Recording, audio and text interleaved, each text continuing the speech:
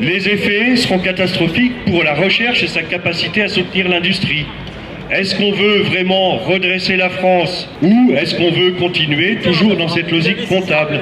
D'un côté, il y a 20 milliards d'euros qui ont été donnés en cadeau aux entreprises du CAC 40 sous forme de crédit d'impôt compétitivité.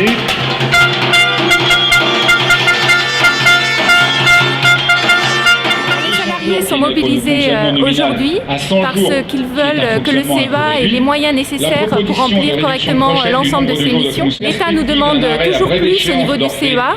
On est sur l'intégralité du mix énergétique et en contrepartie, l'État ne nous donne pas les moyens financiers.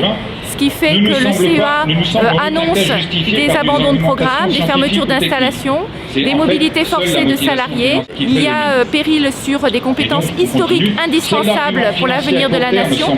Et donc les salariés refusent que le CEA soit mis en pièces. Aujourd'hui, il y a un conseil d'administration qui se tient. On a donc des représentants des ministères de tutelle qui sont là. On les interpelle pour qu'ils relâchent les taux financiers sur le CEA.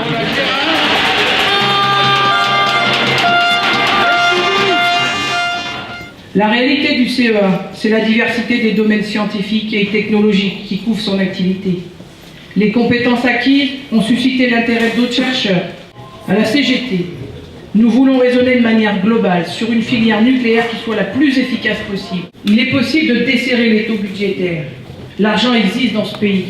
On regarde les profits réalisés par les grands groupes industriels. Le groupe Sanofi, par exemple, est révélateur de ce système qui ne porte en rien du tout l'intérêt général. Ce groupe a profité tout à fait légalement de 130 millions d'euros de crédit d'impôt recherche en 2012. Ça parce que l'intérêt individuel s'est substitué à l'intérêt collectif. Il n'y a plus de vision de long terme sur l'avenir du pays, il n'y a qu'une vision comptable de court terme. Mais la recherche, c'est pas de la comptabilité.